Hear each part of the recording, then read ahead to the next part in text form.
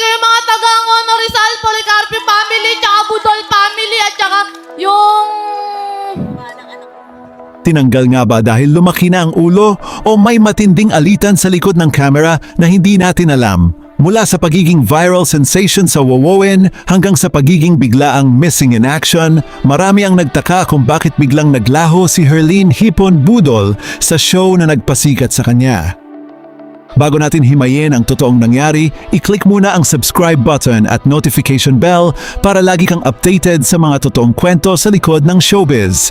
At paki-like na rin ang ating video, malaking tulong na yan para sa aming mga content creators. Maraming salamat. Pero teka, ang totoong dahilan pala ng pagkawala niya, mas malalim pa sa inaakala nating lahat. Para maintindihan natin ang bigat ng kanyang pag-alis, kailangan muna nating balikan kung paano siya nagsimula. Taong 2019, isang simpleng babae mula sa Angono, Rizal ang sumubok ng kapalaran sa segment na Wheel of Fortune. Wala siyang formal na training sa pagiging host, wala siyang magagarang damit, at lalong wala siyang preno sa pagsasalita. Tinawag niya ang sarili niyang hipon, tapon ulo, kain katawan. May ulo. Akin na yung katawan. Miss Rim. Isang insulto na madalas ibato sa kanya noon na ginawa niyang pinakamalakas niyang sandata. Imbes na ma-offend, ginawa niya itong tatak na nagpahalakhak hindi lang kay Willie Revillame, kundi sa milyon-milyong Pilipinong nanonood araw-araw. Nakita ni Kuya Will ang isang diamanteng kailangan lang pakinisin. On the spot, ginawa siyang regular co-host. Biglang nagbago ang ikot ng mundo ni Herlene. Mula sa pagiging simpleng nakikipagsapalaran, nakapagpatayo siya ng bahay para sa kanyang pamilya, nakabili ng sasakyan, at naging inspirasyon ng masa na nagsasabing kahit jologs ka, pwede kang magtagumpay. Si Kuya Will ang naging tatay-tatayan niya sa magulong mundo ng telebisyon. Binigyan siya ng platform, tiwala at pagmamahal ng isang tunay na mentor.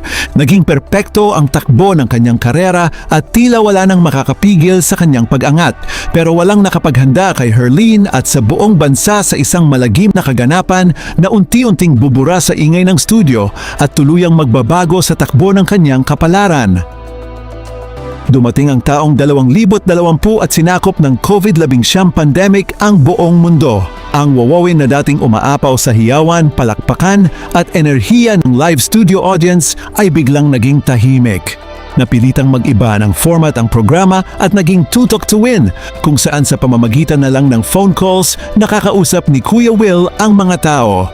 Dahil sa mahigpit na health at safety protocols, kinailangang limitahan ang mga tao sa loob ng studio.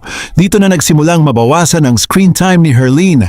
Ang kanyang character na Hipon Girl ay nakaangkla sa interaksyon niya sa masa, sa mga lolo at lola na niyayakap niya at sa mga taong kabanter niya sa stage. Nang mawala ang audience, nawalan din ng entablado ang kanyang natural na komedya.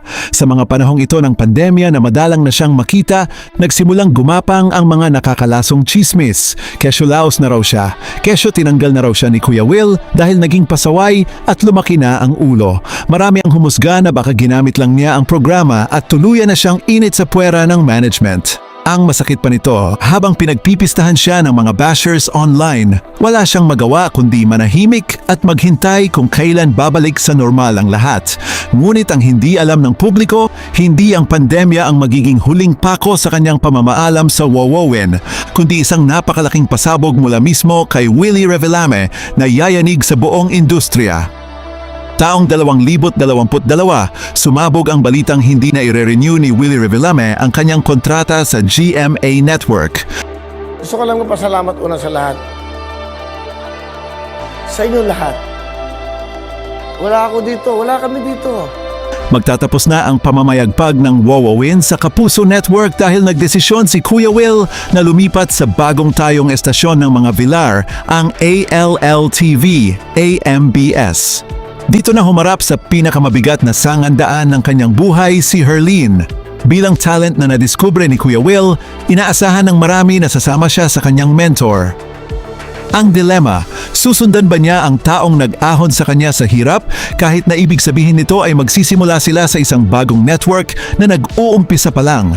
O mananatili siya sa GMA Network kung saan naroon ang malaking makinarya ng showbiz pero wala na ang kanyang tagapagtanggol na si Kuya Will? Sa mga panahong ito, lalong umingay ang salitang walang utang na loob. Dahil nang lumabas ang balitang hindi siya sumama kay Kuya Will sa ALL-TV, agad inisip ng mga tao na nag-away sila. Pinagmukha siyang masama ng mga fake news peddlers. Sinasabing pinili niya ang kasikatan at pera kaysa sa taong tumulong sa kanya. Napakadaling maniwala sa chismis na tinanggal o tinalikuran dahil iyon ang mas madramang kwento. Pero nang magsalita na ang kampo ni Herlene at ang kanyang bagong manager, isang revelasyon ang lumabas. Isang katotohanan kung ano talaga ang ginawa at sinabi ni Willie Revillame sa likod ng mga saradong pinto na magpapaluha sa mga mapanghusga. Ang katotohanan na dapat malaman ng lahat, hindi tinanggal si Herlene sa Wowowen at hindi sila nag-away ni Kuya Will. Ang totoong nangyari ay isang napakagandang kwento ng pagsuporta at pagpapalaya. Nang mapag-usapan ang paglipat ng programa, alam ni Willie Revillame sa puso niya na may mas malaking potensyal si Herlene na hindi pa napipiga. Kung isasama niya ito sa bagong network at ikukulong bilang isang co-host, baka hindi na ito makaabante. Kaya naman mismong si Kuya Will pa ang nagbigay ng kanyang basbas para manatili si Herlene sa GMA Network at subukan ang pag-arte at iba pang larangan. Sa tulong ng kanyang manager na si Wilbert Tolentino, pumirma siya ng opisyal na kontrata bilang talent ng Sparkle GMA Artist Center. Pinatunayan niyang tama ang naging desisyon nila ni Kuya Will. Sumali siya sa Binibining Pilipinas 2022 at gumawa ng kasaysayan sa paggamit ng wikang Tagalog sa Q&A na nagbigay sa kanya ng unang runner-up finish at napakaraming special awards. Hindi naglaon, pinagkatiwalaan siya ng GMA na maging bida sa hit teleseryeng Magandang Dilag at naging bahagi rin siya ng Black Rider. Ipinakita ni Herlene na hindi lang siya isang jologs na komedyante, kundi isang seryosong actress at beauty queen.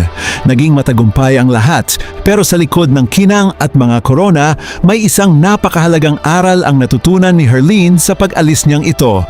Isang aral na babago sa pananaw nating lahat tungkol sa utang na loob. Marami sa atin ang may maling konsepto ng utang na loob. Akala natin para maipakita mong may utang na loob ka sa isang tao, kailangan mong manatili sa anino nila habang buhay. Pero ipinakita ni Herlene at ni Kuya Will na ang tunay na pagmamahal ng isang mentor ay ang palayain ng kanyang estudyante para marating nito ang pinakamataas niyang pangarap. Ang pag-alis ni Herlene sa Wowowen ay hindi senyales ng pagtalikod. Ito ay senyales ng paglago. Kung nagpadala siya sa takot at sa chismis ng mga tao, marahil ay nanatili siyang isang sidekick na lamang.